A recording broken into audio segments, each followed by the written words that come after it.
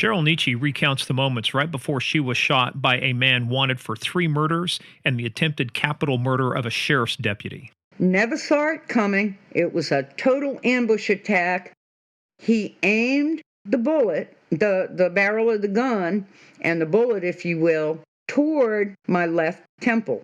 I had read the first line of that note and brought my head up. So all of a sudden I hear, boom! Didn't realize I'd been shot, but the bullet went in by my left ear, by the TMJ joint. It shot the TMJ joint out, raced down through my mouth, and lodged in my neck on the right side, about 1/8 of an inch from my carotid artery. Welcome to Game of Crimes.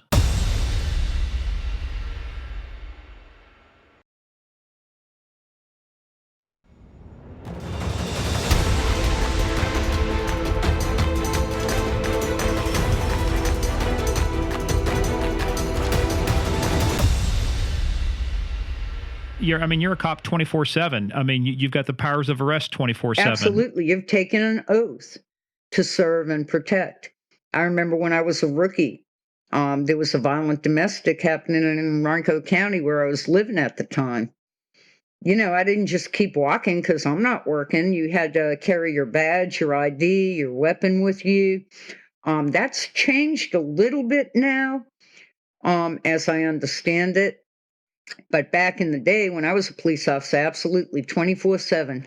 The only time you did not carry that weapon with you is if you were out and you were going to be having an alcoholic beverage or two. Or having sexual relations with a bunny. All I can think of is going to court and having some smart-ass Commonwealth, or district attorney going, Your Honor, we'd like to dismiss the case. Clearly, the evidence will not stand up in court. Even worse, dismissing the case for a lack of evidence. Sorry, I digress. Yes, you did. Let's get back to the serious stuff. So you're down there. You show up like about 5 or 6 o'clock. So what's your night like? What's the temperature? What's going on around there? Just give us the scan of the environment. Well, it was late October. It was very cool. I remember I had my body armor on. Ironically, during that time, people who shot cops was starting to do headshots, but still we were supposed to be wearing our bulletproof vests, if you will, our body armor. It was cold. It was clear. I remember all the people coming in and exiting the building. I remember seeing the U-Crops in their tuxedos going in for the U of R homecoming. And just, the irony is before I left home that night, that weird little guy you get in your stomach that kind of twists your stomach around like something's wrong. And same one that keeps you alive? Yeah. You don't know what's wrong, but it was like I did something I never did before. I was like making sure the coffee maker was unplugged. There were no dirty dishes in the sink. Just had a weird feeling like I might not make it home that night. And I had just recently moved in there, but I was just making sure everything was okay. And I headed out and headed down to the Marriott and didn't really think much of it again. Everything's going along really nice evening. Hi. Are you guys issued handheld radios? How do you maintain contact? I am trying to remember at that time whether we had to sign our radios out and return them. I know I had a radio that night. And I have my radio. I've got my body armor on. My hair is up off my collar and under my hat. And I'm just looking forward to a nice event at the brand new Richmond Marriott. And the night progressed, and all of a sudden, 2 men walked up to me, and I remember vividly it looked strange that these 2 men would be together. One was a shorter African-American male wearing a floppy hat, well-groomed, expensively dressed, corduroy jacket, expensive jeans, expensive shoes. And the other man with him was taller, thinner, skin was ashy, looked like he was tired or possibly had been drinking or under the influence of something. he was wearing a royal blue nylon jogging suit with white stripes, with a red stripe down the center of the white stripe on the legs of the jogging suit. And he didn't say anything. But the man wearing the floppy hat was trying to make conversation and had asked me, how everything was going, what time I was getting off that evening, what time you get off from work. And I'm like, whenever they tell me I can go home.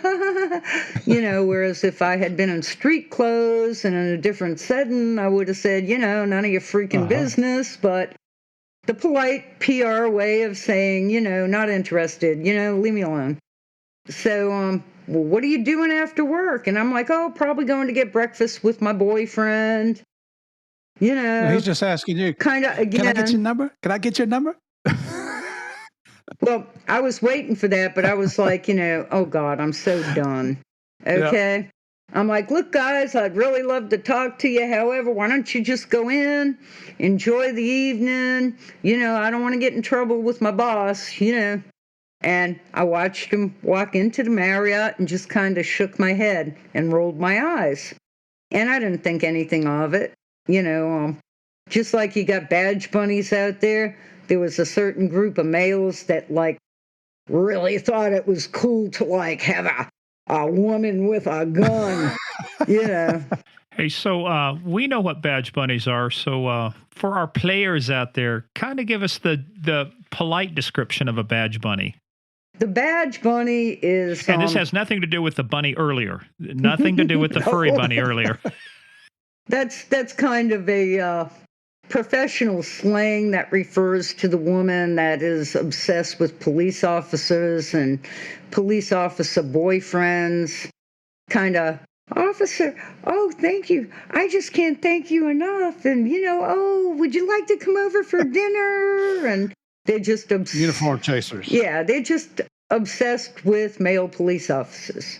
And then there's also men who think it would be cool to, hey, how cool would it be to hook up with the cop who's a woman and have her handcuff me and do all sorts of stuff to me? Oh, look, I don't know how many times I had guys ask me, if I used handcuffs during relationships or anything. And as much as I didn't want to date in the profession, I am here to tell you that I either ended up meeting men that weren't in the profession that all of a sudden wanted to be more of a man than I was and wanted to protect me and was worried about me running through the alleys of Richmond with my gun at night while he was home safe and that I was going to get hurt.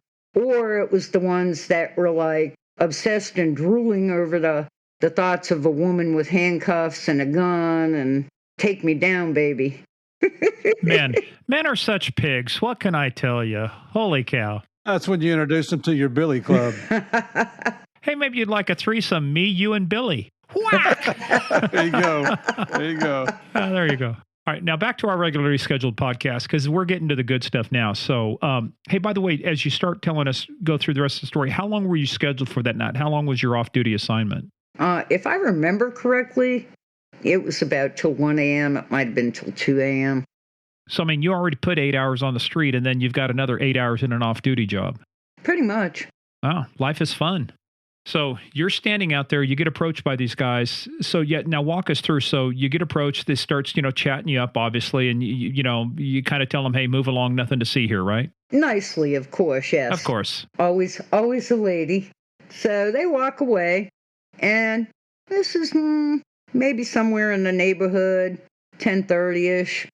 Around 11:20, the guy in the blue jogging suit comes back by himself.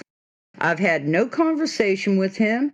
He never said a word when he was with the other man. And he walks up to me and he hands me a folded piece of paper, a note. And he said, here, my friend asked me to give this to you. He wants you to read it. And I remember laughing and going, oh, what did your friend get shy all of a sudden? Ha, ha, ha. And I put the paper in my pant pocket. I didn't open it up or read it right away. And I watched him walk away.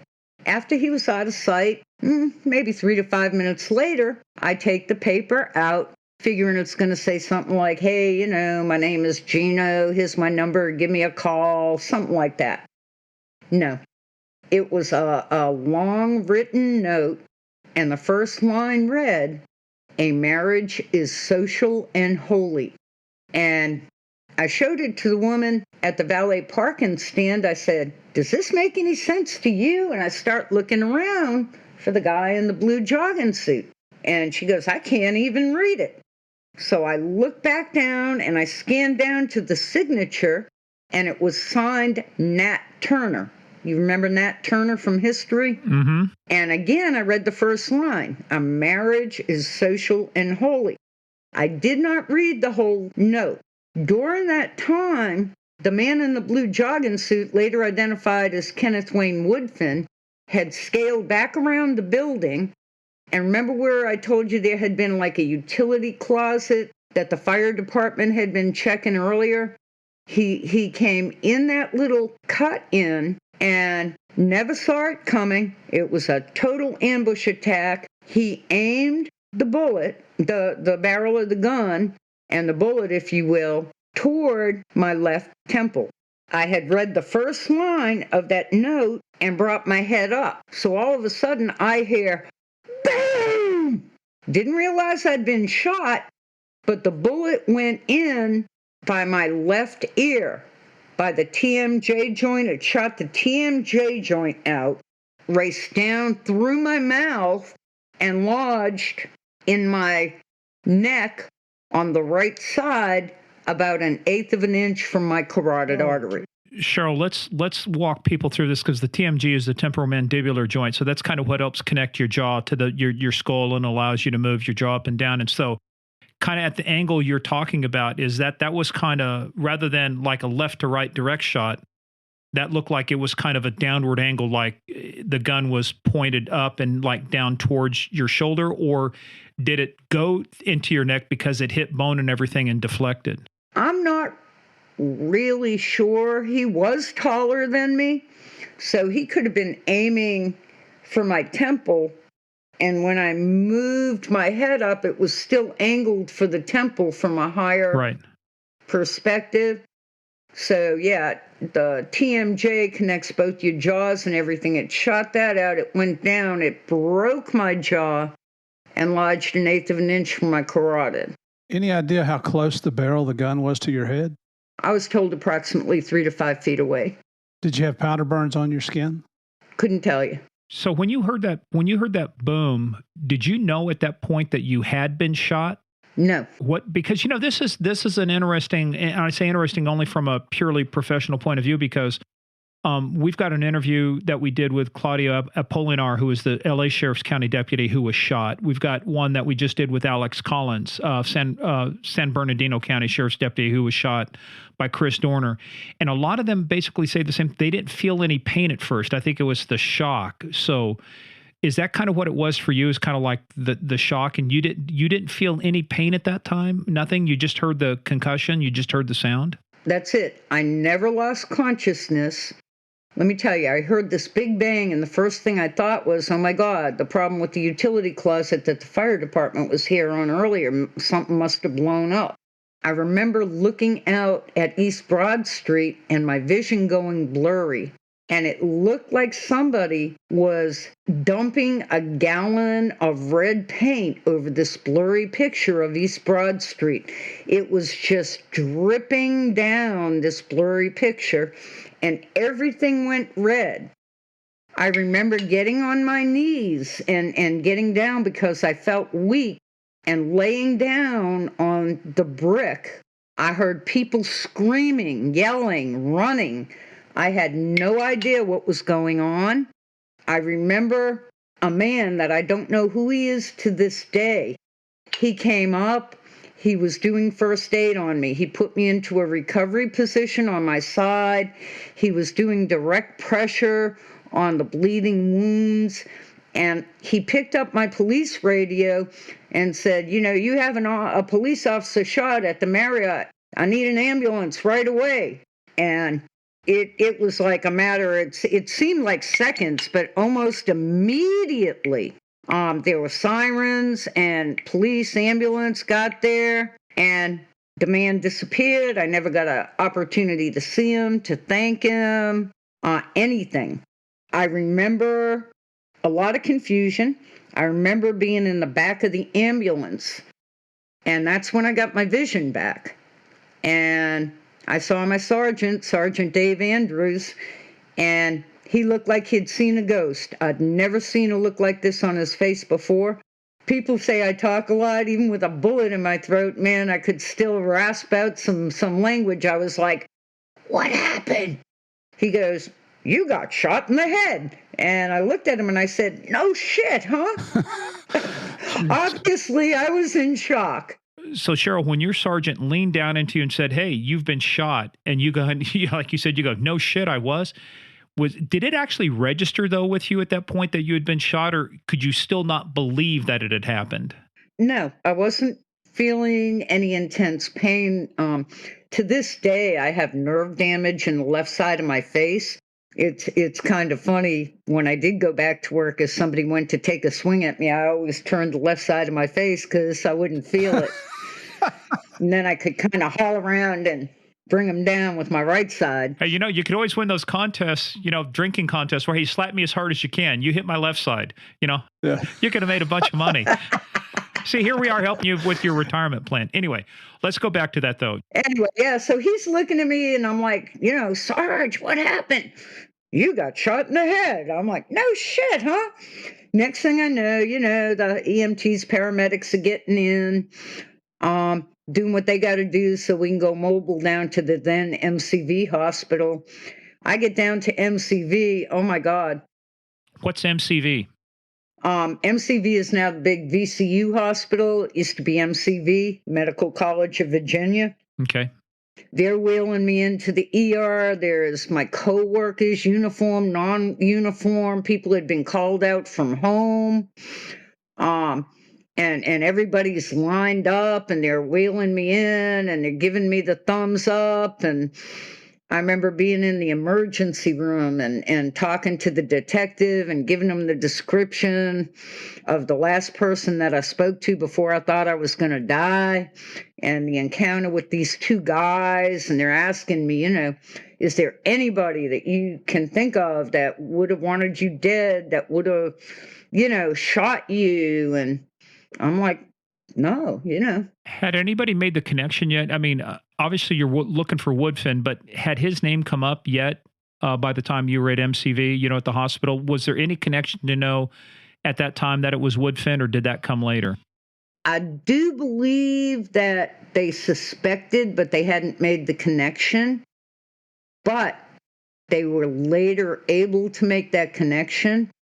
They rushed me into surgery and they removed the bullet out of my neck.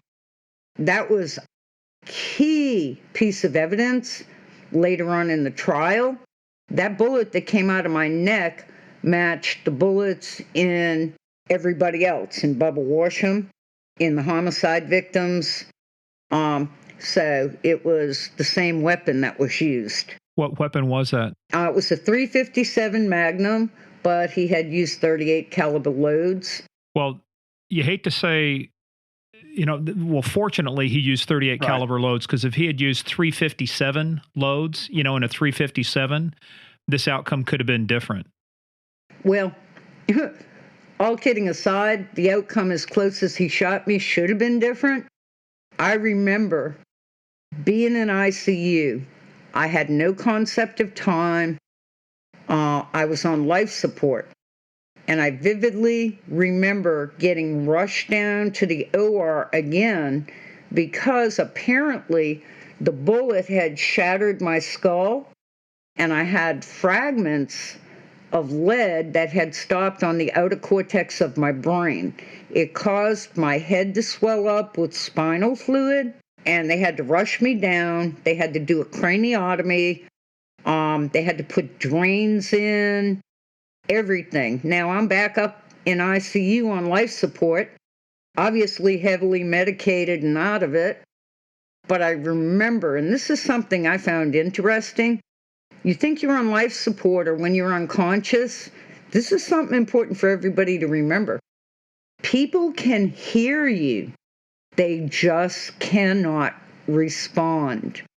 That doctor was telling a group of interns, student interns, this was reportedly Saturday, if she makes it through the night, she's home free. But this is why I think we're going to lose her. And he started to medically explain to them what the complications, the implications were, and why he thought I was going to die. And you're listening to all this. I'm listening to all that. And shortly thereafter, I remember it looked like I was in a pitch black sky or a tunnel. And you know how they say you see that white blinding light before you die? There was a hole, and the light was blinding. It was pure white, and I felt like I was floating toward that blinding light. And I was trying to get away from it. I was trying to backpedal back. And right about that time, my mom had just gotten there from Boston, and she had come through the doors of ICU. And I don't know if I sensed her presence or what, but I regained consciousness long enough to write on a yellow legal pad, because I had tubes in my mouth, down my throat, and my nose, and my ear, everywhere. Places I didn't even have places to have tubes. And I remember writing, "Please don't let me fall asleep. The doctor says I'm going to die. I'm only 24. I don't want to die." My mom got the doctor and got him to come back in and tell me I was going to be okay and all this. But at this point, I'd heard it. I was not believing that doctor. But that's about the time I realized what had happened, and my fight to live really kicked in. And I was like, hell no, I'm 24. I ain't going nowhere. Screw this. I am not checking out. I beat the odds all my life. The doctor's going to be wrong too. And I am going back to work. Ironically, I remember, this was my commitment to my job. I was supposed to work the Stonewall Cafe security on Saturday evening. And I remember before they took me into surgery, telling one of my coworkers, "Man, make sure you notify Lieutenant Pleasance. Let him know I got shot and I won't be going to work tomorrow. Make sure so the shift is covered." No offense, Cheryl. By that point, I think the lieutenant knew you had been shot. I know, but I don't think I was kind of getting it yet. I just knew I wasn't going to be at work. Know. But yeah, they kind of still tease me about that a little bit. Yeah, you mean like I'm forgetting to open up your camera cover so we can see you when we started this podcast? I'm not saying anything there. Not that I've ever done that, but maybe. Oh, that was funny. Just quick aside, when we were getting ready to show, I got a problem with my camera. Finally, we had to restart the browser, come back in. I said, "Do you have a camera cover?" "Oh, yeah." Yeah, I've been typing all weekend. It's end of the month reports, that sort of stuff. I know. So. You never can get away from paperwork, can you? Yeah, no. Everything has paperwork. Yeah. So tell us, they wheel you into surgery. How? Just describe for us your hospital stay. What goes on? You go in for surgery, you come back out. Did they put you in a medically induced coma, or what was the situation after surgery? After surgery, I knew that I was put on life support, and I knew that they had given me morphine. So whether I was medically induced or otherwise, I'm really not quite sure. The other thing being, then they had to rush me down for the emergency surgery when my head swelled up with the spinal fluid, and they had to do the craniotomy. That was totally unexpected. On all levels. I mean, they didn't even realize it had shattered my skull. So, a lot of my friends still call me Leadhead, and I tell them it's better than Deadhead. Absolutely. Had to carry a letter for a long time if I flew, because I would always set off the metal detectors at the airport. There's a story. There's one you don't get. Hey, sorry, I have to. It's the play in my head. The upside is, or the downside is, I got to get scanned all the time. The upside is, I get great reception on my cell phone. And your television if you touch the antenna. Here, let me hold your television and improve your That's reception. it. Ironically, my doctors called me Miracle Girl. They did not expect me to live. Yeah, but you know something? That this is a lesson then for the medical professionals or the people out there, and you're exactly right. You know, don't tell people. Steve and I just had this discussion on the previous podcast with Claudia. It's like there have been times where cops have talked themselves into dying from wounds that were not fatal because of their self-talk inside here. But the last thing you want to hear is somebody rolling up on the scene going, this guy's toast. Let's head back to the station. You know, you don't want to hear that kind of stuff. Yeah, and I teach CPR first aid on the side. That's kind of my way of paying it forward, because if this man hadn't known what to do and performed the correct first aid on me that night, I mean, he was a critical component in controlling the bleeding and calling for help and a key component to my survival. But I always tell people that you comfort and reassure the victim. You know, you're not qualified to make a diagnosis, even if you are. You don't tell them anything other than they're going to be okay, and that's going to help keep you calm. Watch your facial expression. On the flip side of that, there was an officer in Florida that had gotten shot not terribly long after me, and he was shot like in the arm. It was like reportedly a treat and release wound. It went in one side, out the other, not hitting any veins or anything. And he died. And I think that's the one I was thinking of when you said that, because that was one of the ones they talked to us about how you can talk yourself into dying. And it's all about, you see, you said the same thing Claudia said, Alex said, you know, even Kevin, your partner, Murph, you know, said, it's that will to survive. It's like, no, not today. Maybe some, but not today. Yeah, it's, you know what, and that man, it's a shame that man, you were not able to identify him that helped you out initially there, right after you'd been shot, because that's like a guardian angel. And I know you'd love to pay the respect and give him the thanks that he's due. But I do have one question. So after all this is over, did you go tune up that doctor that you heard when he thought you couldn't hear him? I know you did. Come on, Cheryl, tell me you did. I've only hit one doctor. Here we go with the caveats. I've only hit one doctor. Not that particular doctor. You know, he came in and told me, oh, no, we were talking about another patient. You got to call bullshit sometimes. And I looked at him and I said, bullshit. There you go. I said, you know, I may have gotten shot, but I'm not stupid. I heard you. And by the way, that's, you know, in law enforcement, that's a technical term we call bullshit on things. Bullshit. Indication of your veracity there, Mr. Witness. So, but let's kind of, look, trust me, there's 10 different directions we could go with this, but we want to stay focused on your recovery. So you're in the hospital. Walk us through. You got that craniotomy. Now they put the plate. What happens after that? How long do you stay in ICU? Do you stay in the hospital? What other things do you go through? Okay, so I get shot on a Friday night. They do the craniotomy and everything on the Saturday. On Sunday, I believe it was Sunday or no, maybe Monday morning. I still remember this doctor and his name, but I will be nice and leave it out of it. They take me down to the OR and they're going to replace the tubes in my nose, the feeding tubes, if you will. I don't think it was oxygen. They're putting some tubes down my nose into my throat. And I was sedated, but I was conscious. Now, picture this, you know, probably down to about 100 pounds, 99 pounds again, okay? I had to gain weight to get on the PD up to 105 for my weight. You know, head shaved, jaws wired. I mean, I'm a mess. And they take the old tubes out, and he's going to put new feeding tubes in. And one of the interns tells him, you know, well, we don't have the right size. And he's like, don't worry about it. We'll make them fit. And he starts trying to cram these tubes down my nose into my throat. Oh, geez. Well, I'm here to tell you proudly, I reached up, I grabbed his neck with both hands and started to choke the living shit out of this doctor.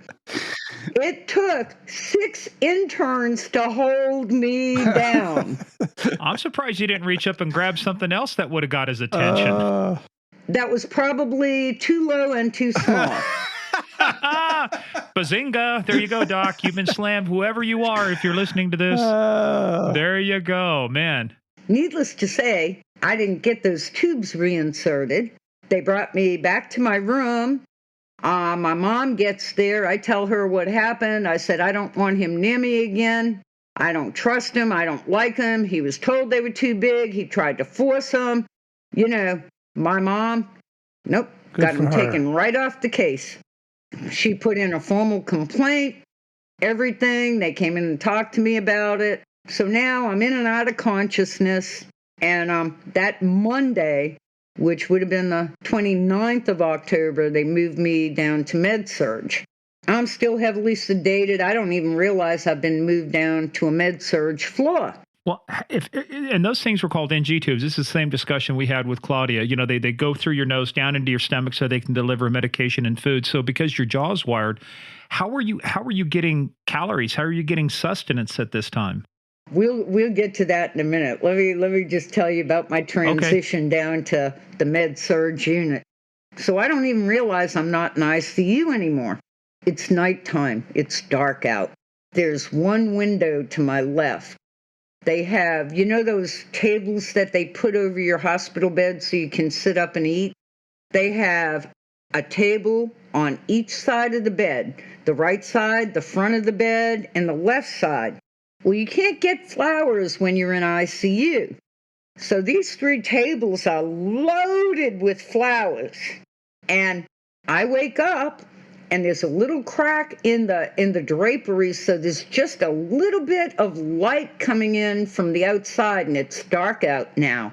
And I remember thinking I was in the funeral home. Oh, Jim. I'm like pinching my arm, and I remember go, oh.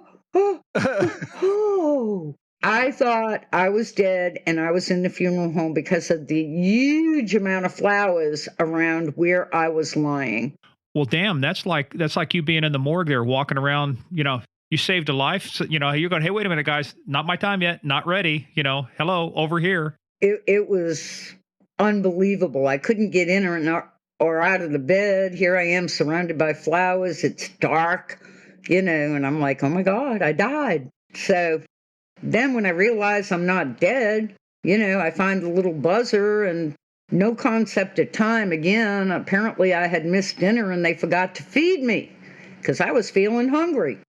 And, the nurse came in and I remember, telling her like, hey, when did they move me down here? And, what do you mean I can't get up to go to the bathroom? And, it wasn't connecting that I still had all these IVs and stuff in me. And, well, they had forgotten to feed me, and apparently the kitchen was closed. I think it was relatively late because this nurse felt so bad that she gave me her can of Campbell's soup that she had brought in for the overnight shift for dinner.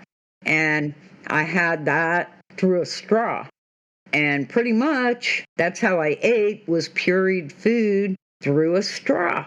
I remember spending, maybe another 6 or 7 days in the hospital. I think I was in the hospital maybe 10, 11 days. If my memory serves me correctly, I was in ICU 4 days, med-surg about 6. And I remember them telling me I was going to be able to go home and bringing the wheelchair up. And I'm like, save that wheelchair for somebody who needs it. I was rolled in. I am walking out. We got into a discussion about that because they made me ride in the wheelchair because of liability, and I didn't want to. And, it's like, damn, will you let me have some control over what's going on here? I want to walk. Well, you did. You choked a doctor out. You had a lot of control. Come here, you son of a bitch. I'm not finished choking your ass. Were there police officers around the whole time you're in the hospital? Until Woodfin reportedly turned himself in. Let me roll back to that a little. It was kind of funny because I wasn't allowed to have any visitors except for immediate family when I was in ICU. And the nurses were teasing me going, wow, you have a really big family, very diverse culturally as well. Lots of brothers and sisters of all races, ages, yeah. Yeah, they were all coming in and, some of them I knew were there. Most of them I did not know were there. Oh, they had police guarding the doors if I was in surgery, outside of ICU. They had extra police assigned to MCV because they thought that Woodfin might show up to finish what he had started. And, the only good witness is a dead one. So they were actually expecting that he would show back up at the hospital. Yeah, there were police guards 24/7 on me. My mom, she had police escorts back and forth to the hospital. The police department, especially Sergeant Haywood, took excellent care of my mom. My close friends looked out for my mom. Come Saturday, after they made the connection of Woodfin being the one who had shot me, they had police snipers on top of the precincts. All the officers were riding double duty, 2 officers to a car. I was told later that there were very few people out, and everybody was riding shotgun, which is what we called it. Multiple departments, all the departments, because in that note he had given me, it was a direct threat toward the life of his brother-in-law and his wife. Remember, his brother-in-law was a sergeant on the police department, and reportedly he was supposed to have been working at the Marriott that night. So he was down there probably looking for Sergeant Boshin. And when he didn't see him, he decided to deliver the message through me. Because I do remember them saying that they had units on the way over to get Boshin and his wife and get them out of their home in Chesterfield, because they also thought that might be where Woodfin was headed. So there was some probable connection from Woodfin based on that letter. But everything really got wrapped up, as I understand it, after they got the bullet out. And so walk us through, at what point was Woodfin in custody? Was that during your time while you were in the hospital, you said? Yes. They also recovered the jogging suit and the weapon at what is now the Ronald McDonald House. It used to be the Downtowner, which was a hotel right by where you can get on to the... I think it's 7th and Marshall, right by where you can go to get on the interstate. They got the jogging suit and the weapon back that night. And while I'm in the hospital, I was told that it was that Saturday he had contacted a friend of his who was a lieutenant on the Petersburg Police Department. This lieutenant didn't tell anybody he was contacted by Woodfin. He made arrangements to go and meet Woodfin at an undisclosed location, and Woodfin turned himself in to this Petersburg Police Department lieutenant. Why? Unbelievable. Well, let's back up before I go off the rails too, like with Murph here. So did this guy do it because he was trying to be the hero and bring the guy in? Did he do it because he was being stupid? I mean, here's somebody who's shot 2 cops already, tried to kill both of them, already killed 3 people. Why do you go after somebody like this and not tell anybody what you're doing? That is a question that for years I have wanted to ask this lieutenant, but I'm not even sure of what their relationship was. I mean, you're a cop. You're a cop first. His department held him accountable from what I understand. Common sense would tell you don't do that. I don't care if it was my biological brother or my very best friend or my next door neighbor. If they had done the things that Woodfin was wanted for doing, there is no way I would meet them at an undisclosed location, not tell anybody, to make them comfortable in bringing them in. Why would I not think that they might maybe try to kill me too? Become the 6th victim. You've got 3 dead, 2 wounded. What makes you sure that you're not going to be number 6? Right, because we're friends. Right. Right. Well, he already killed his best friend, the sister-in-law's. The sister-in-law's boyfriend, yeah. And in the manifesto, basically what he put out, he wanted to kill the sergeant. He had already shot the deputy in the other county up in Hanover County? And he was blaming the police for his marriage breaking up. I learned this a long time ago. you shoot a cop, you're bought and paid for. If you shoot an armed officer, you will shoot an unarmed civilian, which he obviously did. And so I'm flummoxed by this. I'm flummoxed why this guy would think that he needs to bring him in other than either to be a glory hound and he wants to get all the credit for himself. But when you said the department handled it, do you know what they did with this guy? From what I was told, he was admonished by his superiors. But here's another interesting piece, and I will let you read between the lines. During that time, Petersburg police were setting up on the mother's house, which was in Blandford, surveilling it, thinking, Woodfin might go to his mom's. And they pulled Petersburg off and brought in the state police, from what I was told. Back during this time, there was reportedly a lot of questionable things going on within the department. And this being a prime example. Oh, yeah. Yeah. It really sounds like there's, everybody's a Monday morning quarterback, right? But you sit back and look at it, and that's wrong. That's absolutely wrong. Ironically, while I was out recovering, I was only out on workers' comp for about 6 months. I received a phone call from somebody who was a detective, reportedly with the Petersburg Police Department in one of their specialized units, who wanted to meet me to discuss the relationship between the Richmond Police Department and the Petersburg Police Department. Apparently, they were having some issues working together on some investigations.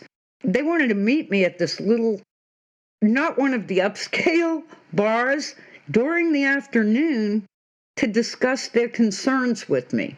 Let me wipe stupid off my forehead, right? Number one, I'm not the public relations representative for Richmond Police.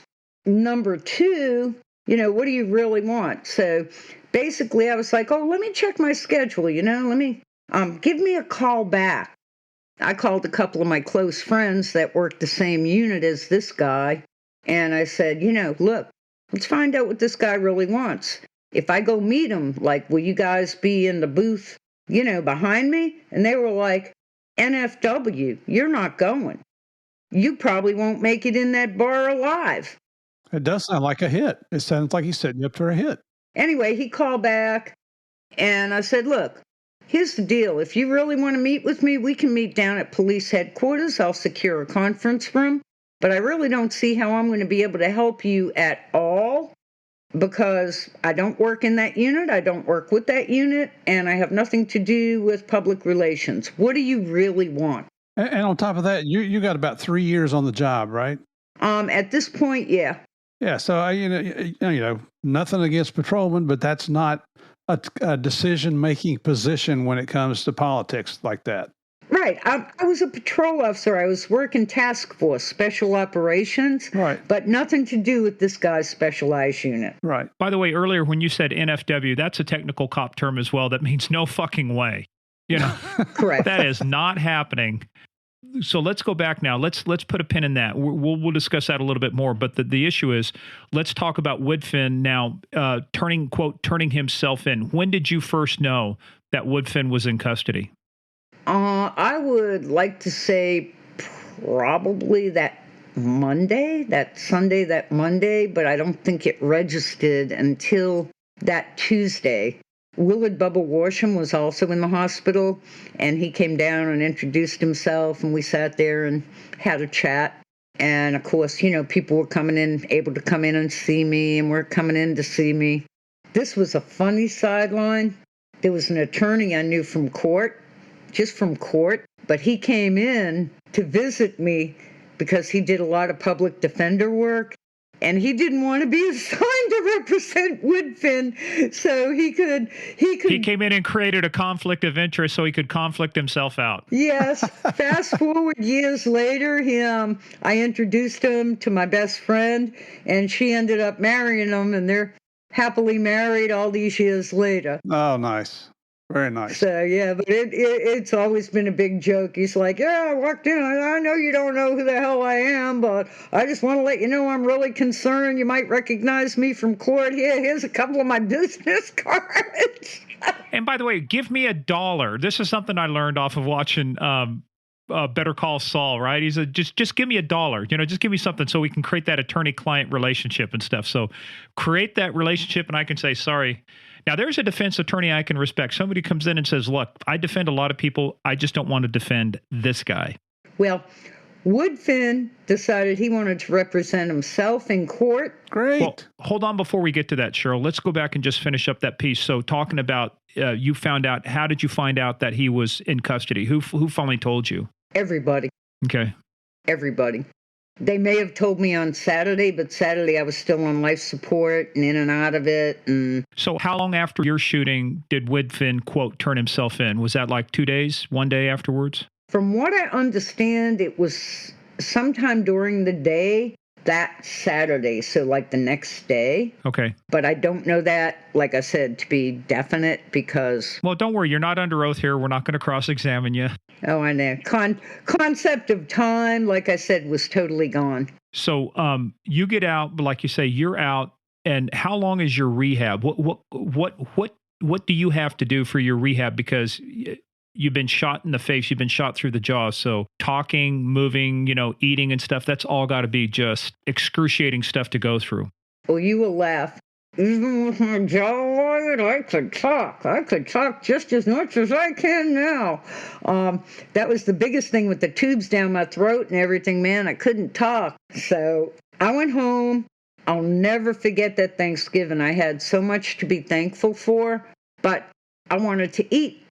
And my jaw was still wired. My jaw is still broke. Picture turkey, gravy, stuffing, mashed potatoes, cranberry sauce, everything in the blender, and trying to drink this brown fluid. Okay.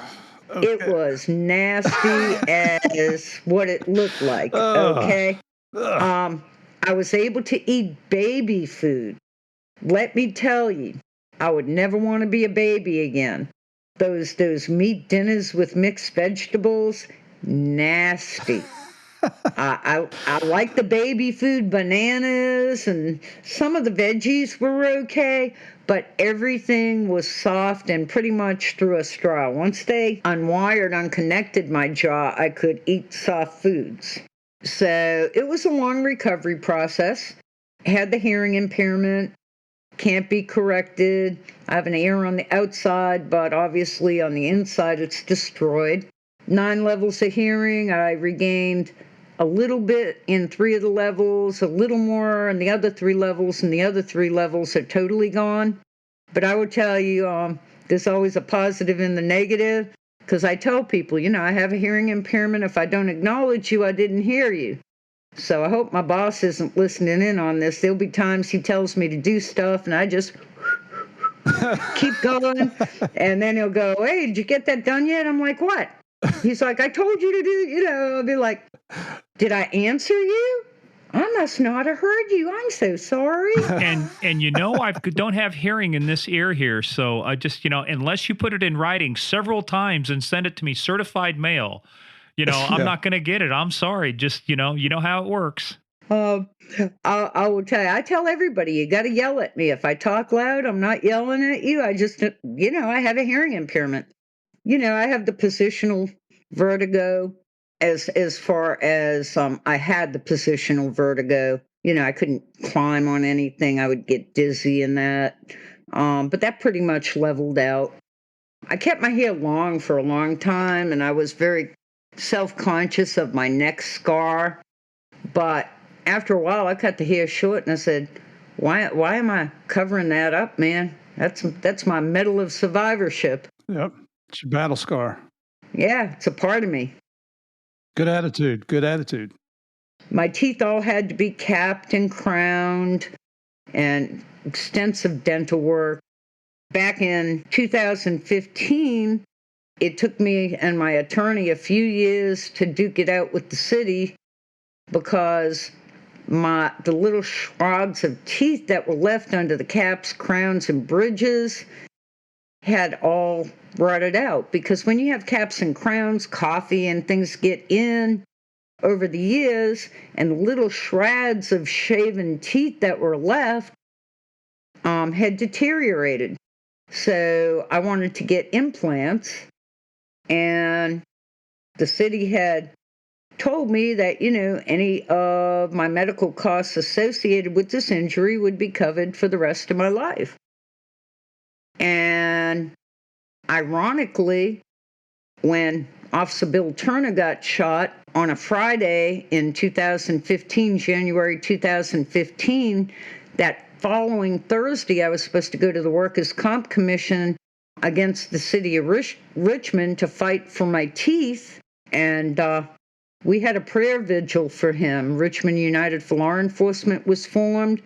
We held a prayer vigil for him that Sunday. And on that Monday, my lawyer reportedly got a call from the city attorney saying, "Gee, was that Cheryl Nici we saw on the news last night holding the prayer vigil for Officer Bill Turner, the same one that we're going to court with on Thursday?" And he said, "The one and only."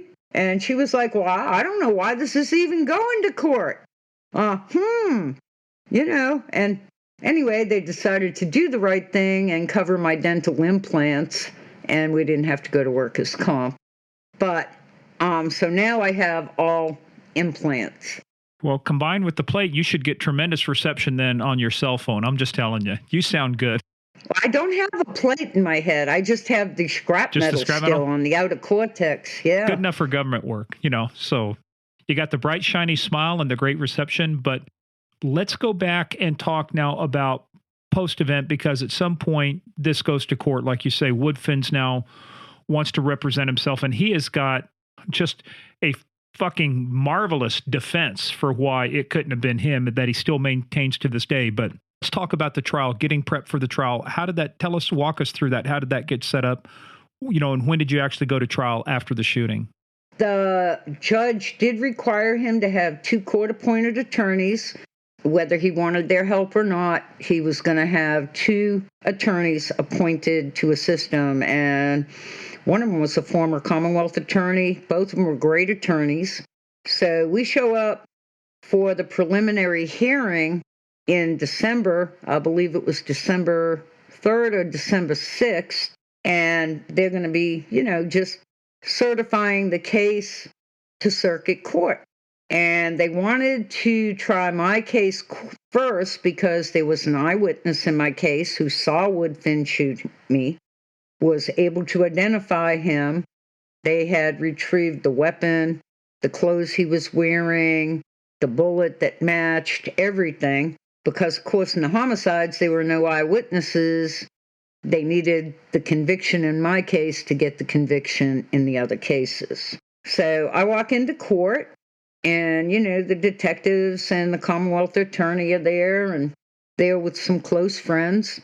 And all of a sudden, the Commonwealth attorney stands up and makes a motion to reduce the charge from attempt capital murder to malicious wounding. To say I was shocked and angry is probably an understatement. I was so tempted to stand up and say, you know what? What the fuck? Let's just reduce it to simple assault and be done with it today. I mean, the guy just shot me in the fucking head and tried to kill me. What in the world? So the motion was granted. The case was certified. And I remember talking to the detective sergeant, the detective, and the Commonwealth attorney outside of the courtroom afterward and going, what the fuck just happened? This guy tried to kill me. Why are you reducing the charge? What's going on? And that's when they explained that, my case needed to be heard first. I was going to have to testify at every single trial, and that we needed to make sure we had a conviction to be able to try and convict in the other cases. We had to make sure we had a conviction in my case. And I'm like, what the fuck? You couldn't have told me this ahead of time? Professional courtesy, you could have prepared me. That's the worst part. Do you not realize that, I was just shot in the head? I was ambush attacked a couple of weeks ago. I mean, less than 2 months ago. We're talking I got shot on October 26th, and we're talking this is like December 6th. How did they explain that? Just what I said, that they needed to have a conviction and that I was right. They apologized. They should have thought to tell me first. Oh, no shit. You're just the victim. That's all. Don't worry. You're just the victim. We don't need to run these things by you. So here's a guy, had it not been for the fact is that your head was moving because you were reading the note that this guy gave you, you would have probably taken it through the temple. We wouldn't have been having this podcast. And somehow that's the equivalent of reducing first-degree murder down to improper parking. You know, when you talk about malicious wounding. Malicious wounding is like, didn't really mean to kill you, just sort of did it. The gun went off by itself. You know, what was I thinking? And it just, I'm sorry, you know, again, we just call bullshit out when we see it. And it's like, you've just tried to kill a cop. You just tried to kill a second cop, I should say.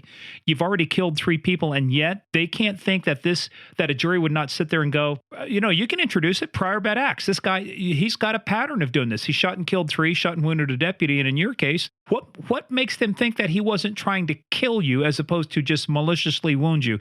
That's the part that just I'm perplexed by. They admitted that he was trying to kill me. I'm like, you know what I feel like? I feel like you're blaming me because if my head hadn't been in the way of his bullet, my bad. I was just so angry. I can't even tell you. Understandably, that they couldn't have the professional courtesy to discuss this with you before they just throw this out in open court, and there you are in the courtroom. Unfreaking believable. And reportedly, the detectives didn't know this was coming either. And I believe them. Both of them, I had a very positive, good working relationship with prior to this happening, and they were there for me round the clock. They were pretty angry, too. This was the Commonwealth Attorney's decision. So in all fairness, I do want to make sure that that comes out, that the detective and the detective sergeant were caught off guard as well. Yeah, and that's when the chief should be down there in the prosecuting attorney's office jumping up and down on his frickin' desk. Somebody's ass with a big 2x4 going, yep. You know, not in this case. It just, again, here we go. We could go sideways again on this, and it is just... Yes, we could. We're with you. Well, at the danger of going off the rails, let's get back on the rails somewhat. We're a little wobbly here. That's okay, but we'll stay on the rails. Well, wait a minute. She could have gone to the prosecuting attorney's office and wrapped your hands around his throat because you've got experience doing that. Oh yeah, right? No, I wouldn't have done his throat at that point. I would have grabbed the boys and just turned him from a chicken to a rooster, or from a rooster to a hen. I'm sorry, you know, in just one squeeze, pop, pop, fizz, fizz. And at that time, I probably could have gotten away with it. It was like, oh, PTSD. Yeah, I'm still a little having a flashback. It's the medication. It's the morphine. Yeah. So, so they spring this on you. So when is your first day in court? Without looking back at my records, I couldn't give you. Just give us an approximate, like 6 months later, a year later. How long does it take for this finally thing? It was the following year, winter, spring. Were you back to work yet? No. So was this just a preliminary, or was this had they gone to trial, or this was going to trial? It was certified, and this was the trial. Like I said, they wanted the conviction in my case prior to trying any of the other cases because they wanted to be able to introduce the evidence in my case into the other cases. I was going to say, during this time, what was the reaction of the community in Richmond? Oh, my God. I would tell you, I worked a lot of off-duty, knew a lot of people in the community. I worked special operations task force. I was always kind of a people person. If it were not for the support of the community and my brothers and sisters, maybe up to the role of lieutenant, I truly believe, besides the obvious, you know, God, I would not have survived. The community was so supportive. The cards that they were mailing and dropping off to the precinct, to the to police headquarters, to my precinct where I work, the inquiries about my well-being. I still have all the cards that were sent. And ironically, I even got a letter from an incarcerated individual that I had arrested telling me how sorry he was to hear that this happened and what a positive impact I had made in his life by arresting him, how he could get the help that he needed with his drug addiction, and that he was praying for my recovery. And Very cool. that was something that just really gripped my heart. Like I said, just the support was beyond belief. My mom stayed with me for about a month afterward. It was kind of funny. I told you I had just moved in, hadn't totally finished unpacking. Well, she didn't like my decor. She changed things and put up stuff I should have on the wall. She threw out all my groceries and bought healthier food and the food I should be eating. I remember when I got home, I had to take her out and say, look at the name on the door, on the mailbox. Look at the mail. This is my home. If you want to eat different food than what I have, I will buy you anything you need or want. But this is my home. It was interesting. Always a mom. Did she ever go, I told you should have been a secretary? She did something, I can laugh about it because you would have to know my mom when she was alive to appreciate this. I remember telling everybody when I got shot, don't tell my parents, don't tell my parents. Well, they had to tell somebody, so I'm like, tell my mom, don't tell my dad yet. Let my family take care of that. He'll have a freaking heart attack and die. My mom, when she heard I was going back to work, medically cleared, and I was going to go back to work, she's like, well, if you insist on going back to that damn job, I bought you a gift. And here I'm thinking, oh, wow, she bought me a secondary weapon or, maybe some form of bulletproof hat or something, right? I'm like, you did, Mom? What did you get me? I bought you a cemetery plot in Puritan Lawn Cemetery. So next time when you get shot and you die and they fly your body home, I have somewhere to put it. And I'll be buried with you. I'm like, oh, wow. So does that mean I own real estate? Can I build a doghouse on this cemetery plot? Or what can I do with it? You get to pay taxes on it. Ironically, she's buried there. I still have that plot, and I don't want it. I'm like, oh my God, she's trying to control my life even after I die. Hey, gotta love moms. That was not a good thing to do. Here I am getting ready to go back to work, and a little apprehensive about going back. But that's hilarious. Yeah, like I told everybody, if I didn't go back and I let him take away my lifelong dream and my profession, then he may as well have killed me. That hell no, I was going back. Let's talk about the trial then, and then we want to get into what you've done, post life after that. So walk us through the trial. It takes place at certified dissent trial. What's it like going into the courtroom with the guy who shot you sitting there? Well, especially where he was representing himself, I did ask that he not be allowed out from behind the defense table. There were times he asked me questions where he referred to himself as the defendant. And he actually, I'll say this, he didn't do a bad job. He had his bachelor's before me, very intelligent.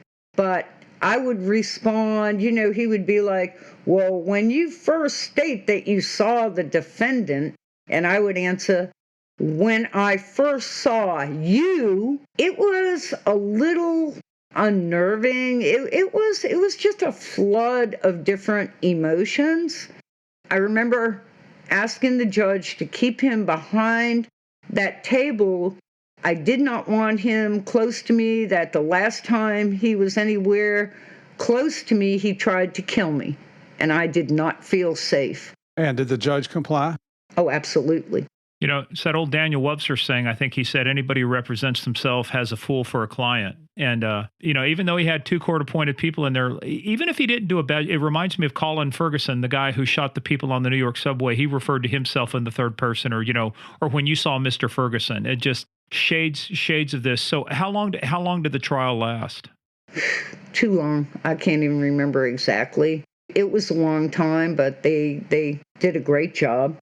I can't remember if he had to wear shackles or not. I remember he was in street clothes, like he was suited up. You know how long the jury was out?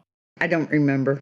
I have all of that put away. No, that's okay. We're just, because, normally it's a good sign for the prosecution when the jury's back, fairly quickly. It's usually, and it's not always 100% either way, but it's a bad sign when they take, days to do this. So, but it sounds like... It was a relatively quick decision.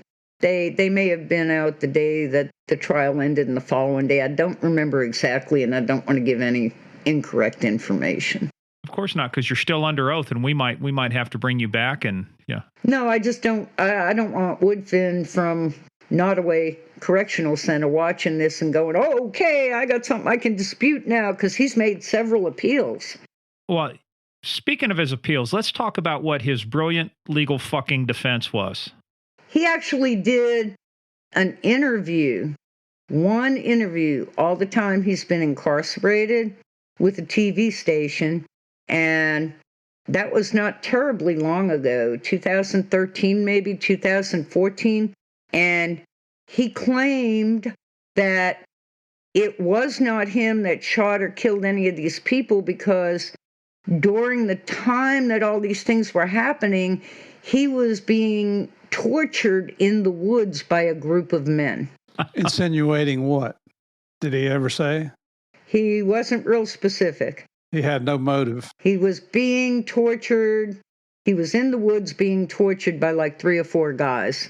So the same 3 or 4 guys were the ones that kidnapped his wife, took her to the cemetery, shot her 8 times, got the sister-in-law, got the boyfriend of the sister-in-law, shot the deputy, and then the same 3 or 4 guys showed up with him and the Richmond Marriott and shot you, and that's his brilliant legal defense. No, actually, those 3 or 4 guys were not there, and he states that he was not there because they were all in the woods, and the 3 or 4 guys were torturing Woodfin, the guy who was convicted of killing 3 people and trying to kill 2 cops. Yeah, regardless of the physical evidence and the fingerprints and the blood and everything else. Yeah, just you got to ignore all of that. Right, and ironically, I guess those guys wouldn't come to court to testify on his behalf that, no, man, he was with us. We were torturing him for 3 days.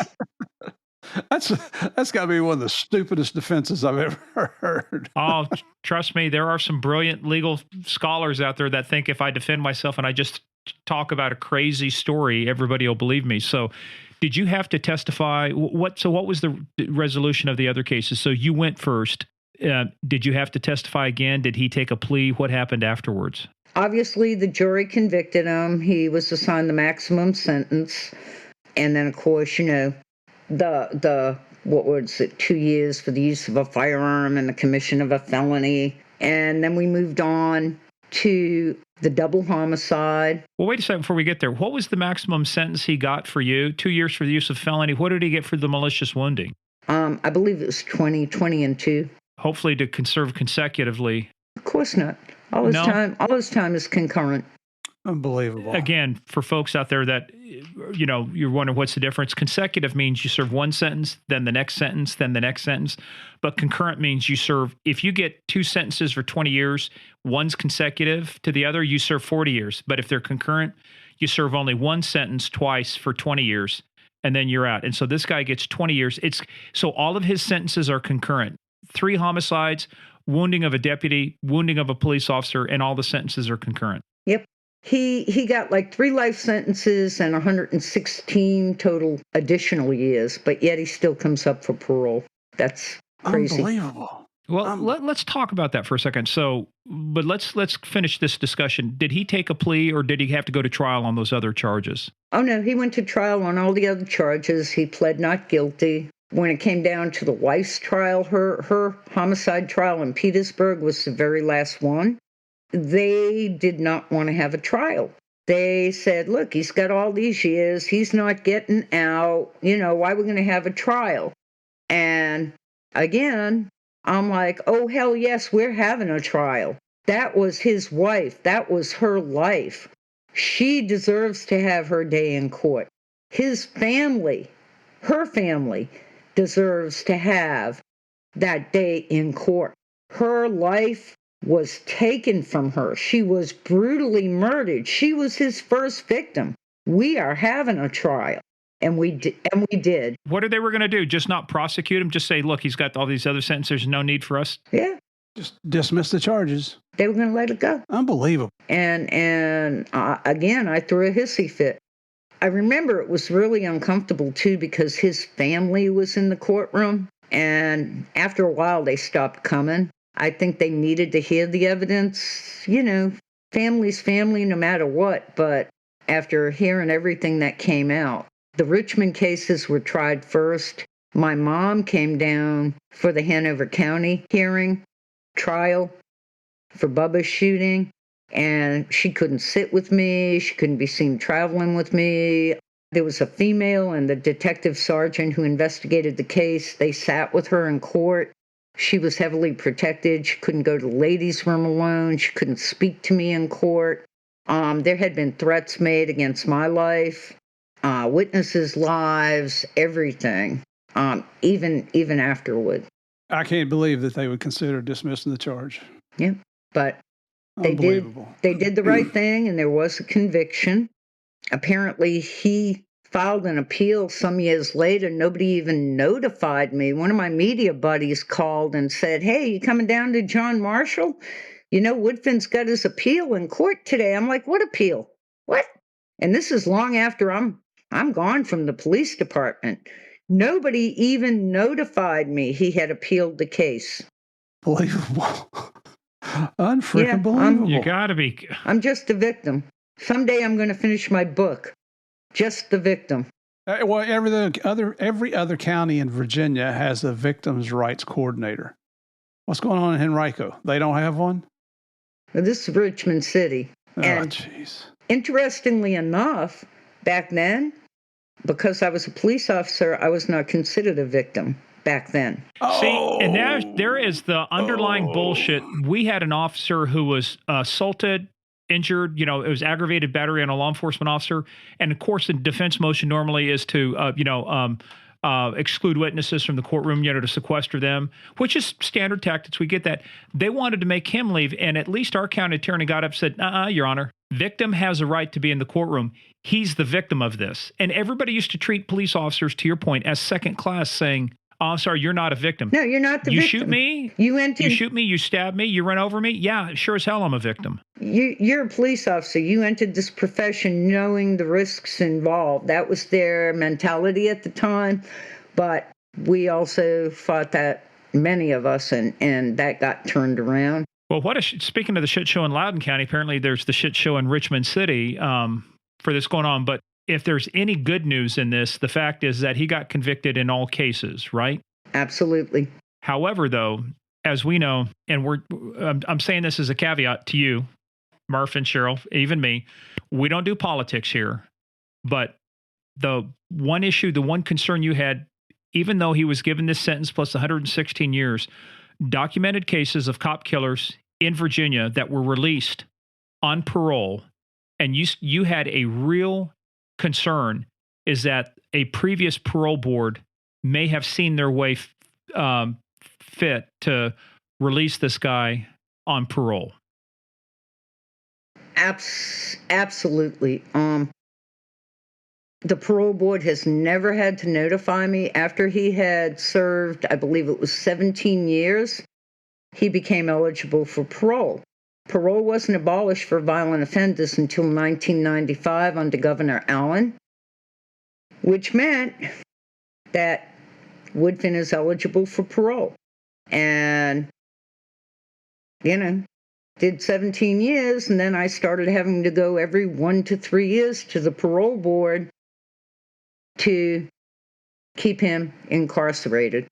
I let them know when he was due. What a lot of people don't know is they only have a very small amount of available hearing dates each quarter.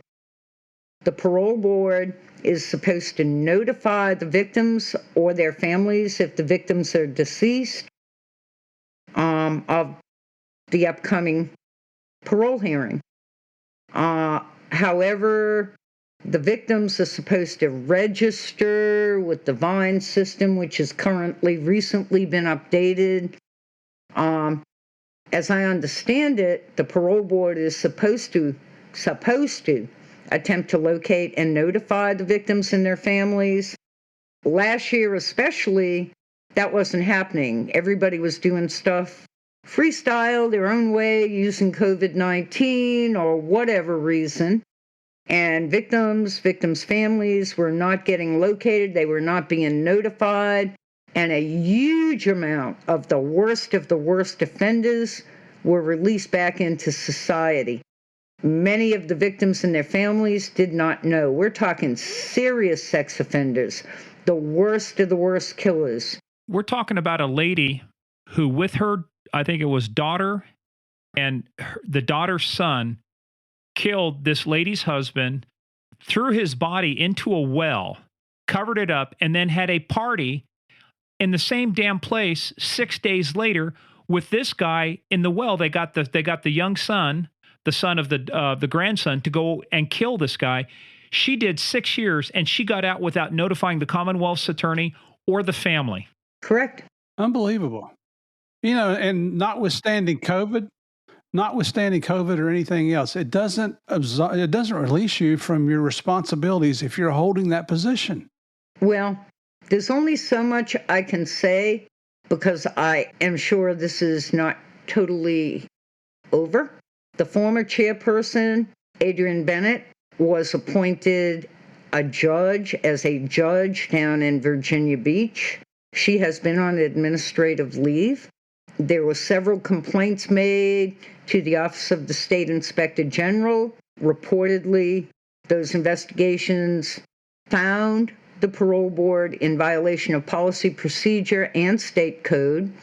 Richmond United for Law Enforcement, we were very involved in providing services for the victims, hooking people up, and doing some independent investigating and providing information to the appropriate sources. The parole board, they were releasing a huge amount of people, the worst of the worst. I wish I could tell you more on that. Maybe that's something where I could hook you up with some people another time for another story after everything is completed. Last I heard, now Judge Adrienne Bennett is on administrative leave, and that's all I can really say right now. But at the end of the day, there needs to be accountability on all levels. And I think both of you will agree with me that the people in the professional law enforcement, yeah, we have bad apples in law enforcement too, but the good apples hate the bad apples worse than anybody because it tarnishes the profession, the integrity, and everything. And I'm here to tell you, the majority of people in law enforcement truly care. They want to make a positive difference. They want to help, and they will hand the bad apples up quicker than anybody. There has to be transparency and accountability. If you want to be a criminal, be a criminal. Don't be a cop. Don't be a prosecutor. Don't be somebody in a state office. Don't be on a parole board and think you have no accountability. And that's something that I truly hope the newly elected officials will make some positive changes and reforms for the parole board. Because here is a part of a system that I was always so proud to be a part of that has become the enemy. It's taken up for the criminals, and they're supposed to be unbiased, and victims are supposed to have rights. And victims' rights were clearly violated in so many cases. Yeah, this just wasn't a one-off. This was a continuous pattern of behavior that went on and on and on. And look, you're right. We could do a lot more on this. I don't want to take away from the last part of your story, because I think the last part of this really emphasizes where your heart is on this. And look, you just spoke to Murph's heart when you said that about the bad apples. He routinely says, "What do you always say, Murph?" Nobody hates a bad cop more than a good cop, and they should be put under the jail. They should be held more accountable than other criminals. You take on a position of public service, public trust, that's what goes with it. And if you're on the parole board, if you're the governor, if you're a police officer, that you're a public servant. You can't betray the public's trust.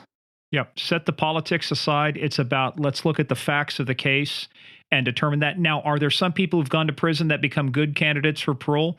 Absolutely. That's the purpose of parole. But it amazes me. Somebody who was given 3 life sentences plus 100 and what did you say, 60 years or 16 years? 16. How do you get 116 years plus 3 life sentences and still become, if he wasn't eligible for parole, he wouldn't be having a parole hearing. Now, would he? How do you kill 3 people and then you're eligible for parole? You don't deserve to get out. What the laws were back then when he got convicted. And like I said, even if he wasn't eligible for parole under geriatric reform in Virginia, he would still be eligible for parole because they want to get, once the inmates hit about 60, they want to start getting the older inmates out. They become very expensive because healthcare is the biggest cost center in a jail, in a prison, just taking care of that stuff. Well, hey, look, let's leave that there for a minute because I want to talk about, let's just real quickly talk about how many more years did you stay on Richmond? And then let's talk about your work on victims' rights and a lot of the stuff you're doing now. I went back approximately 6 months later. I rode with the supervisor for about 6 weeks. They wanted to make sure, and I needed to know that, I was going to react normally. I was ready to hit the street again. They didn't just throw me back out in a police car. I eased back into it. I was working task force, special operations, rode with the supervisor, who was also a street cop. And ironically, my very last night riding with the supervisor, we got into a shootout. We found a suspect. We responded down to a bar fight, and there was no fight when we got there. We cleared the area. We were on the way back in to clock out at 2 a.m., and I was like, shit, Sarge, he's got a gun. They were behind the business, and one guy had a gun on another guy, and he's like, call it in, Nici. And he's like, drop the gun, drop the gun. Just as I'm getting out of the vehicle after calling it in, telling him to hold the air, asking for additional units, the guy turns around with the gun toward the sergeant, toward the police car, and gunfire is exchanged. Meanwhile, I'm just getting out of the car. I didn't even have time to, do anything. I dive under the car, and I can actually tell you I've had a close and personal, intimate relationship with the rear tire of a police unit, okay? Are we going to have to collect it for evidence? I'm telling you, I pretty much came really close to shitting my pants that night. It's amazing how small you can get when somebody's shooting at you, isn't it? Whoosh. Well, you revert back to your training. Take cover. My sergeant had the entire engine block and everything, and the police car behind him. I'm getting out on the passenger side, getting ready to take cover, go around to the other side, when all of a sudden there's gunshots being fired over my head. So yeah, I swooped under that police car. Anyway, after everything's said and done, we're down with IAD till 6 a.m. that morning. I go home. Who the hell can go to sleep? I'm due back at work at 6 o'clock that night. He's out on administrative leave, and they put me in my own unit. I couldn't even ride with my partner that night. Like, everything was fine. I just kind of sat in the park and waited for them to dispatch me or anything to come in that I needed to respond to. I was pretty much in shock and exhausted. I went back for about another 2.5 years, worked Special Operations Task Force, where I had worked my way through to prior to getting shot. And one of the majors, I guess the administration wanted me to stay home, bake cookies, and go back to being a girl, because they took me out of a specialized unit that I had earned my way to and put me up in Churchill, Mosby Court, Creighton Court, Gilpin Court, working the housing projects, one of them where Woodfin actually reportedly had a drug house, put me back in patrol. And the major's rationale for that was when you fall off a horse, you get back on a horse. And how many times has he been shot? None that I'm aware of. I think he got a nasty paper cut once, Steve. I mean, he was filing a folder, got a nasty paper cut. He got a Purple Heart for that. He's probably never even been shot at. Well, he's got quite a personal history. I'll leave it at that. Just never felt supported by the upper administration, by the white shirts at all. It was an unwritten thing back then. You get shot, you write your ticket anywhere you want to go. Usually you got promoted to detective. You'd paid your dues. The officers, the sergeants, lieutenants, some of the captains, they were all very supportive, glad to see me back. everything was going great. That was kind of like another shot in the head to me when they did that. And I played it out and did what I had to do. But what really happened is when another major decided, because of staffing shortages, that we couldn't use our PTO to take our college classes. Like I couldn't take a couple hours off and get paid for it using my leave time to go to college, my college class. That was the turning point for me. I was doing my pre-law and social work, and I wanted to go to law school and become an attorney and advocate for victims and their rights. I put in my notice. I went to work as a campus police officer working midnight shifts after I had completed my 2-year degree in criminal justice. I started going to VCU and got my BSW. I was told that was a better major if you wanted to go to law school. So, and again, kind of coincides with what I'm all about, which is helping people. I went to work for my attorney that represented me through the workers' comp and everything with the city, and was paralegal investigator. And they had offered to put me through law school if I would stay on as an attorney 5 years after graduating law school. So I was working for them, going to college part-time, and was going to go to law school. My dad got diagnosed with cancer and initially was not going to have very long to live. I moved to Florida, became a district manager of investigations for an international corporation in Florida. Dad had a miraculous recovery, went into remission, lived several years after that. I moved back to Richmond. Of course, the law school opportunity was gone. So I started working in social work related positions, spent about 12 years at Virginia Home for Boys back then, now Home for Boys and Girls. Worked at their emergency shelter, worked at the Y with the battered women's safe house, working the hotline on the weekends, did other residential care with juveniles, taught special ed, taught vocational, technical ed in the criminal justice program. Currently, for about the past 10 years, I work with people with disabilities to protect their rights, help them get employment, and make sure that nobody violates their human rights. And that's been very rewarding. I like being a little worker bee. I get to do some investigative work sometimes. You are the busiest person I know because we're connected on Facebook and we're following stuff. It's like, I got to do this. I'm working all weekend. I'm doing this. You would not be happy if you were sitting behind a desk Monday through Friday, 8 to 5, just filing papers. Probably not, unless I was doing investigations or something like that. But I'm kind of a field person. I would love to be able to be somebody who goes out and finds these victims and their families, because I tell everybody I'm very well connected. If I can't do it, I know somebody who knows somebody who knows somebody. I will get it done. I got a guy who's got a guy. You know, we're all connected this way. I know a guy. Vinny the Chin, Bobby the Nose. You know, we're going to get this done. So, hey, as we bring this to a close, I just want you to finish off too. You talked about RULE, Richmond United for Law Enforcement. I mean, you've been working with victims, but you also remain staunchly and unapologetically pro law enforcement and advocating for officers' rights and things like that. Give us a couple minutes on what you're doing there. What a lot of people don't know is when I got shot initially, the city did not want to cover my medical bills, and because they're self-insured. And I had people telling me that.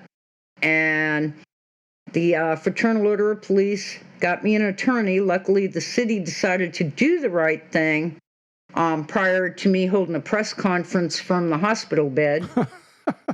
That gets their attention, doesn't it? Yeah, and I will tell you one thing about getting shot in the head is my humor is my coping mechanism. So a lot of times I find myself saying, like if somebody's like, oh, don't do that, you'll get in trouble, you know, and I'm like, what the fuck are they going to do? Shoot me in the head? And so I get written up. Who gives a shit? My current boss would probably tell you that sometimes we butt heads, but at the end of the day, he knows my heart's in the right place. We don't have to agree. At the end of the day, he's the boss, but if I don't agree with him, God knows he's going to hear it. I'm shocked. You're kind of withdrawn and shy and retiring. You up in his face telling him where he went wrong. I am shocked. Steve, you shocked? I didn't think we'd ever get her to come out of her shell today to give us an interview. Wow. It's taken a while. It's taken a while to get you there, Cheryl, and I'm glad we did. Anyway, so the city decided to do the right thing. But I went through a lot of that without knowing what my rights were, what they weren't, whatever. 2015, Officer Bill Turner that I worked with when I worked the street, he got shot, seriously injured in the line of duty. Prior to that, if people needed anything, I'm still part of the family. I'll always be part of the family. My friends, my connections, my work that I do, everything. But officers, retired officers, everybody was contacting me and going, hey, we're supposed to be updated by the deputy chief. We're supposed to be updated by the chief of police, who was Ray Tarasovic at the time. And Steve Drew was the deputy chief. And they're supposed to be updating us on Turner's condition, what's going on. Nothing's happening. There's rumor going around that they may try to get out of paying him for this reason, for that reason. So what can you do? I'm like, okay, here's what I can do. I need 3 or 4 of y'all to volunteer. We got to do it quick. We put together Richmond United for Law Enforcement, which the acronym is RULE. And the philosophy being, if you want the men and women in uniform to follow the rules, you have to too. The white shirts, the administration. It was developed to bring the community and the profession and the Richmond Police Department together to work together toward common goals, primarily public safety. It was to build relationships. As I told you earlier, that community support and that community involvement was a critical piece in my healing, but also in kind of getting the city to see the light and do the right thing, because they did not want to look bad in the eyes of the community. So we put together a prayer vigil within Here we go again, you troublemaker, another prayer vigil. Less than 24 hours. You know, this is like 5:30 at night. I reached out to Ray Tarasovic. I reached out to Drew. Didn't get a response. Said, hey, what's going on? What's going on with Turner? What's his condition? The officers aren't getting any feedback. We want to know. What can we do to help? No response. So up I come with the name of the organization. I get some volunteers on board, reach out to the VCU police chief, get clearance to hold a prayer vigil. Initially, we were going to do it around the hospital. We did it nearby instead. Put out a press release, started notifying everybody, email, phone, that's where my volunteers were helping, social media, direct messaging, everything that we were meeting to pray for Turner's recovery. Got messages through civilian friends, nurses, to his family that, look, your sergeant can't force you to sign anything. I've got attorneys pro bono that will give you advice. I will come in and advocate for you. Do not sign anything. Any officers that get hurt, we provide services, support for the family, something as simple as meals, free legal advice. The officers can't say a whole lot to the media, but I certainly can. I've had pretty good working relationships with the previous police chiefs. This current police chief, I'm not even convinced he lives in Richmond permanently. I have not even met him. Most of the officers here haven't met him. But Is this the one that came from, where is it, North Carolina or South Carolina? North Carolina, Mecklenburg, North Carolina. Yeah, that's another podcast. But anyway, ironically, we're gonna hold this prayer vigil on that Sunday afternoon. I get a call 7:30 Sunday morning from Major Steve Drew at 7:30 in the morning, and he's like, "Oh, Mrs. Nici, Colonel?" And I'm like, "Yeah, Steve, what can I do for you?" He's like, "Oh." I said, "I'm kind of busy. I'm planning a prayer vigil, And he's all, well, that's what I'm calling you about. We don't think that's a really good idea. And I said, you know what, Steve? I don't give a fuck what you think. I don't work for you anymore. I said, so let me tell you how we're going to roll. I said, this is where we're going to be. If you're there and you're nice, I'll give you the mic for a few minutes and you'll be recognized. If you're not there, that will be recognized. And I guess you won't need the mic. So, gotta run for now. Hope to see you at 2. Ta-ta for now. Ta-ta for now. Toodles. I'd hate to negotiate with you. No, dude, this is how we roll. This is how it's going down. Yeah. What can you do to me? Shoot me in the head? Make it the right side. Matching holes, please. Okay? You survive something like what I've been through, and you get treated the way I was treated, and you see other people get screwed over. No, I don't have to be silent anymore. And that bullet that was meant to silence me only made my voice stronger. And on the flip side, if there's a bad cop, and the officers will tell you this, I will gift wrap them and hand them up in a New York minute. So Why is it not a Boston minute? Why did you say New York? You're from Boston. Why is there such thing as a Boston minute? New York minute's Everybody knows what a New York minute is. I know. I'm just busting your chops. When I was 16, I used to skip school. I used to take People's Express and catch a flight over to New York City where the truant officer couldn't catch me and fly back in time for work. Oh, geez. I spent a lot of time in New York. Try doing that post 9/11. That's not going to happen. Well, hey, Cheryl, we want to end on a really great story. And you didn't tell this. You said it in the pre-call, and Murph called it. So, Murph, you set it up. So when you were in the hospital, not everybody from administration came to visit. You had a lot of your brothers and sisters that did, right? And some of the public was supportive. But you had one special visitor that might have something to do with the location where you were shot, huh? Some big name. Yeah. Yeah, I was just amazed. My chief was out of town. He didn't even come up to see me in the hospital. But all of a sudden, CW Marriott, the Marriott family, came to see me in the hospital. Now, does he live in Richmond? No, he actually, CW is now deceased. But no, the Marriotts, at that time, I think they lived somewhere out in the Midwest. And they flew in to see me, wanted to make sure I was okay. I didn't find this out until many years later, but they voluntarily paid half of my hospital bills, my medical expenses, everything. Shit. You didn't even tell us that on the pre-call. Holy cow. Yeah. You're sandbagging us, girl. You're sandbagging us. There's just so much to tell.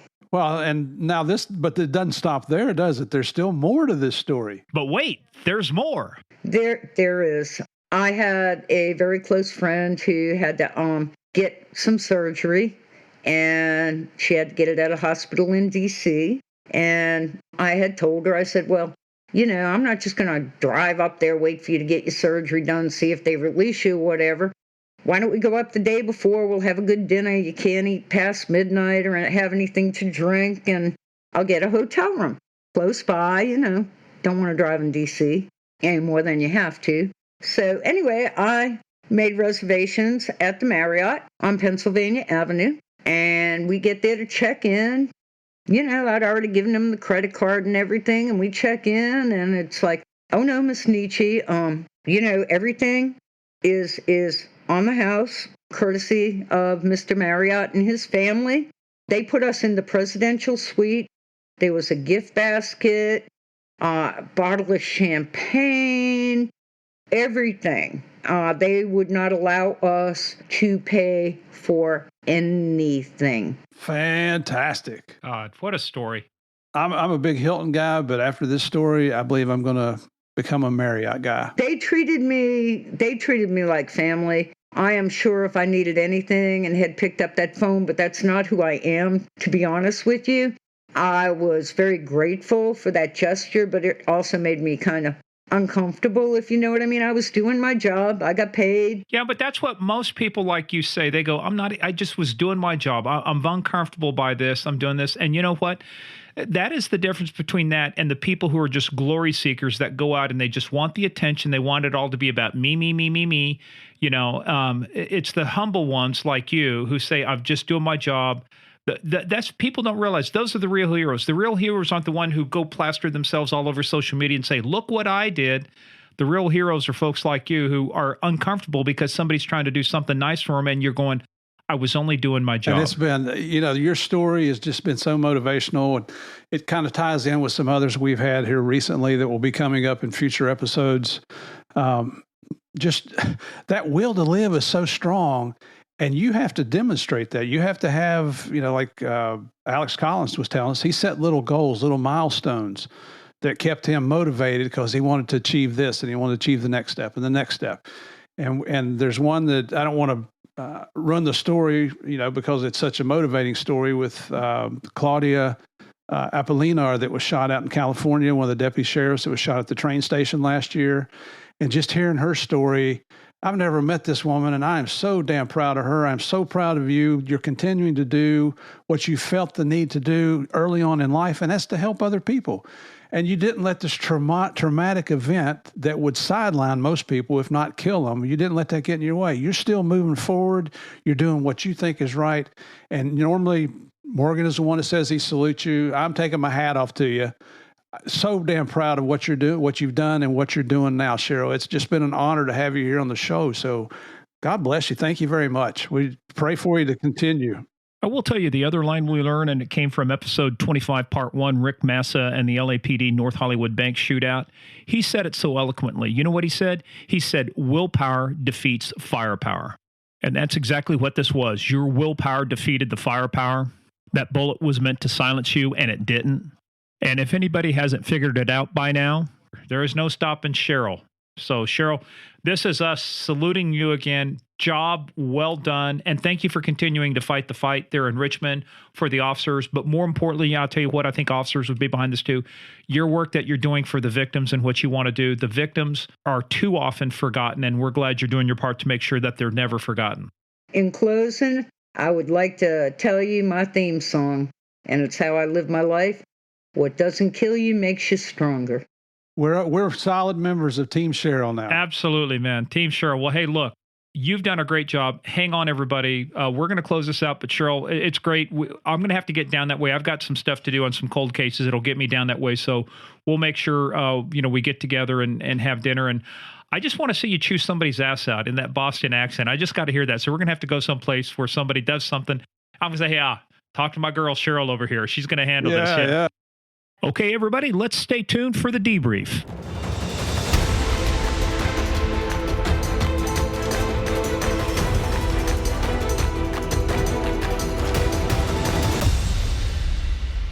Again, now that you guys know, she's not from Virginia. She's not even from Northern Virginia. No, she's a little bit farther north than there. But look, Cheryl, what an amazing story. Again, you just think about it. Shot through the jaw, through her temporomandibular joint, the TMJ, with a 350, it was a 38 round. Fortunately, the guy didn't have a 357 load, but just and the other thing too is you feel bad too, because the guy should have been charged with attempted capital murder. Instead, it was malicious wounding. And I get it that, they've got him on the other homicides, but it goes back to, I'm still so concerned about what we're doing with this. It's almost like catch and release in prison. It's like you've got people that are going away that have killed people. This guy killed 3 people, wounded 2 police officers in vicious ways, and yet he still gets a parole hearing. Right. Why do you give somebody a parole hearing who is that violent and that dangerous? I get it. It's geriatric parole. I'm sorry. No, sorry. There are some people who should never, ever see freedom again. And this is one of those guys. Absolutely. Ask his girlfriend's family if they think he should get out. He killed her just because he was mad about something. He's mad at somebody else. He's mad at the police, mad at the world. But the worst part about this is, and I think we touched on this a little bit about the Virginia Parole Board, putting Cheryl in this position on a regular basis to have to come in and explain her entire ordeal again, the trauma. She has to relive that trauma every time she goes before the parole board to try to keep this piece of shit in jail where he belongs. He killed 3 people. And none of them were police officers. One of them was his best friend. Holy cow. I'd hate to be friends with that guy. Dude, yeah, man, it's any small slight and this guy's whacking you, but it's just again, this is one of those discussions. I think we'll have to do a random surprise episode on this for our Patreon. If you guys want to hear it, I think what we ought to do is really talk about what are some of the key issues with parole because what I'm here's a word I want to change. Everybody talks about reform. I want to talk about improvement. There's criminal justice improvement. There's improvements we can make in the court. There's improvements we can make in policing. We have improved policing over time. You know what we used to do with mentally ill people 25, 30 years ago? It's nothing like what we do with them now and the treatment they get and the services they get, the ways you attack even things like prostitution.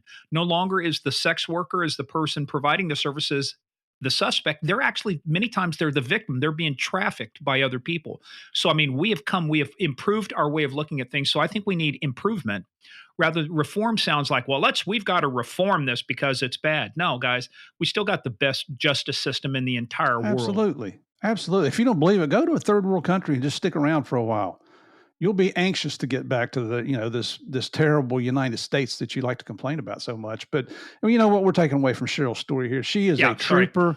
She's a freaking hero. She still So you said trooper. Trooper. You had identified trooper with being heroic and fierce and the warrior mindset. Thank you, Steve. I will wash my mouth out with lie after we finish this recording. I promise. But Cheryl, you're a hero lady in our eyes, proud to call you a colleague, a sister, and a friend. So thank you very much for being on the show. And thank you once again for reliving your story. I mean, I know I would certainly think that's got to be a traumatic experience, but these people we bring on, they don't hesitate. They lay it all out there. And that's the cool thing about Game of Crimes is our listeners hear from the people who actually endured and went through the investigations and the crimes committed against them. It's not us telling their story. You hear it from the horse's mouth. And it's not us telling a story about something we have no connection to. When we bring these people on, we have a connection to them either because we know them directly or we know somebody who knows them directly. I mean, we're all separated by, 1 degree of separation at the max 2 degrees on a lot of this stuff. So that's what makes it great. But you know what else makes it great, Murph? What's that? When people head on over to Apple Podcasts and give us 5 stars, especially for episodes like this. The other thing too, I wanted to say, and thank you guys for the support on Claudia's episode. I have banished the company that we were trying to use, the new platform we were trying to use. The audio sucked on that. I just tell you that right up front. Apologize for that. It will never, ever happen again. And that's why I want you to give us 5 stars because we will readily come on and admit our faults. I will tell you everything that's wrong with Steve and why he needs to correct it. Which is a very short conversation. Well, there's some other things that are very short too, but we will not mention those. Easy. You're talking about my hair, right? Yeah. Depends on where it's at. Hey, so let's head on over to Apple Podcasts, hit those 5 stars, give us that rating. We're working hard every week to earn that by bringing you the stories I guarantee you do not get anywhere else. Head on over to gameofcrimespodcast.com for more information about the shows. When we have pictures and stuff, that's where we put it for the episodes. We're constantly updating it. Make sure you follow us on social media at Game of Crimes on Twitter, at Game of Crimes Podcast on Facebook and the Instagram. PayPal, just use our email, gameofcrimespodcast@gmail.com or paypal.me/gameofcrimes, whatever it makes it easier. But again, you got to head on over to Patreon. We're going to have so much fun on December 22nd at 8 p.m. Eastern in the year of our Lord, 2021. Kyrie Domine, Domineus Requiem. Don't you guys be listening to this 3 months from now and going, hey, where's the live stream? We clearly said it. It's December 22nd. 2021. And we'll probably do this again. We'll have some stuff like this. We want you guys to see the kind of fun we do, but the kind of preparation we do. But we're going to have fun. Patreon.com/Game of Crimes. We have so much content coming out over there. We've got our Q&A from just this last, for this month, we just released on the 10th. Some really good questions. We have got some people who, and really, you think, don't you get the same questions each time? No, I'm telling you, each time somebody's got a different take. What about this? You got to head on over to do that. And just make sure that you, sign up for it because there's no other way to hear the extra special stuff we do for you unless you go to patreon.com/Game of Crimes. Right, Murph? There you go. Come and join us. And we're going to live stream on Facebook. So, come on over there. December 22nd, 8 p.m. Eastern time. That's 7%, 7% Central, 6% Mountain, 5% California, because California's always got weak stuff out there. And if you want the full boat, if you want the full beverage, the 7%, 8% ABV, that's Woohoo. 8 p.m. Wow. Eastern on December 22nd, 2021. We will be doing a live stream at facebook.com/Game of Crimes podcast. You guys you just go over to the page. You don't even have to. We hope you like it. We hope you join Patreon, but it's free to watch, and we'll be having fun. Couple surprises for you. So until then, right, Murph? You getting ready for Christmas, right? We're getting ready. This is our Christmas gift to everybody. All right. So thank you guys once again for playing the biggest, baddest, most dangerous game of all, the Game of Crimes.